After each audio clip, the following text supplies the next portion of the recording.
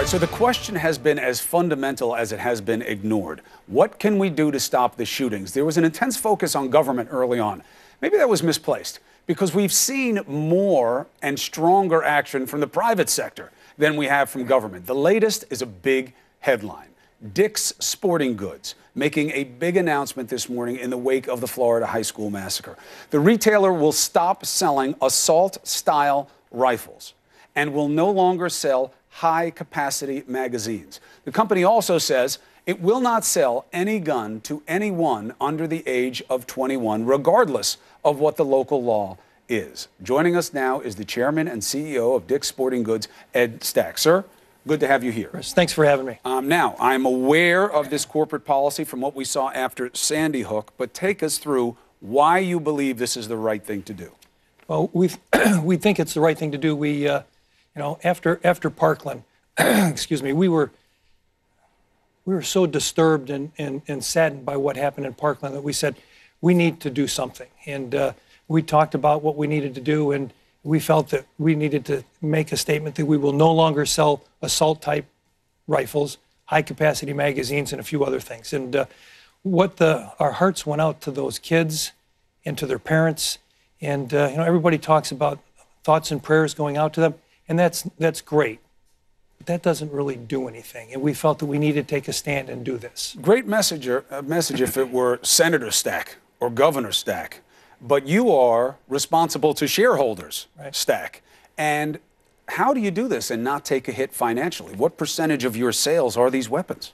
Well, the hunt business is an important part of our business, no doubt about it. And we know there's going to be some backlash. But as we sat and talked about it with our management team, and when we started talking about this with our management team, it was to a person that this is what we need to do. We need to take a stand on this. And those kids talk about enough is enough. And we had meaningful conversations about this with our team. And we concluded that if these kids are brave enough to organize and do what they're doing, then we should be brave enough to take this stand. And that's what we've done. So what did you see after Sandy Hook in terms of effect on bottom line? What are you expecting to see as an effect on bottom line here? Well, there was backlash after Sandy Hook. We expect that there's going to be backlash here. But when you look at those kids and their parents and the grief that everyone's going through, and we don't want to be a part of this story any longer. We actually sold the shooter a shotgun in November of last year. And we looked at that and found out that we did this. We had a pit in our stomach and said, we don't want to be a part of this story, and we need a responsibility to these kids.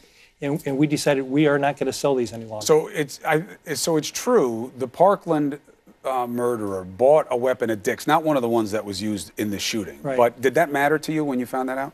It did, and it wasn't the gun that he used, and it wasn't the type of gun that he used. But what that said to us is we looked at this and we went back and we did everything by the book that we were supposed to do from a legal standpoint. We followed everything we were supposed to do, and somehow this kid was still able to buy a gun from us. And we said we don't want to be a part of this story any longer. A buddy of mine contacted me when this story came out. He lost his mother to cancer. And he said, I remember when CVS volunteered to stop selling cigarettes. Cost him billions of dollars. But he remembers that, and he says, I'll always, CVS now is an important brand for him.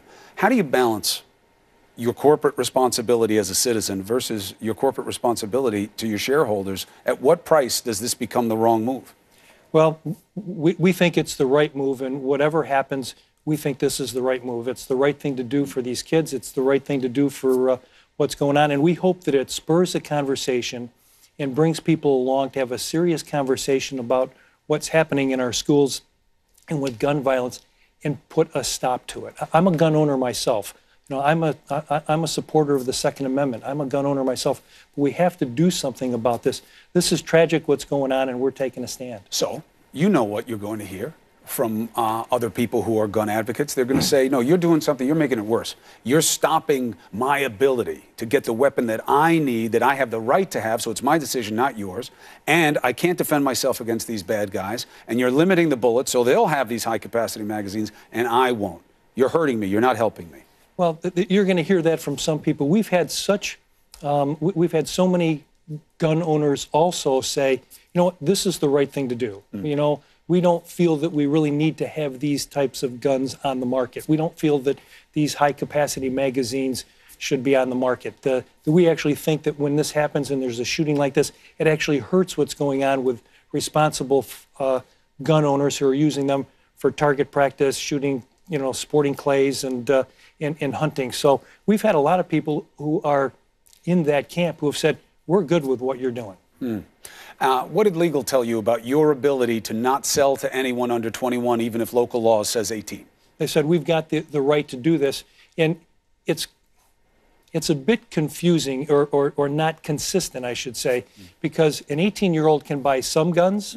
They have to be 21 to buy other guns. And we think that's an inconsistency that should change.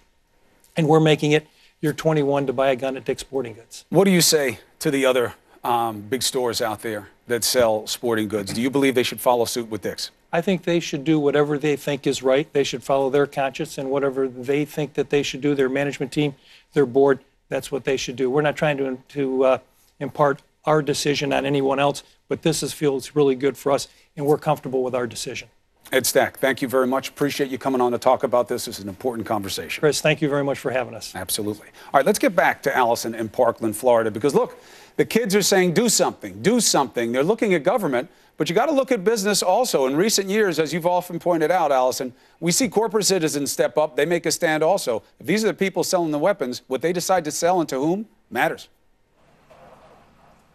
And, we should just let everybody know, one dad who we just spoke to is so proud of Dick's. He is so happy that they're doing that. That felt like a real victory here to him today. So the person you'll be meeting in a moment is one Stoneman Douglas shooting survivor who says she will not actually return to school today. Samantha Fuentes is going to join us to explain her plan and why she's decided not to come back here.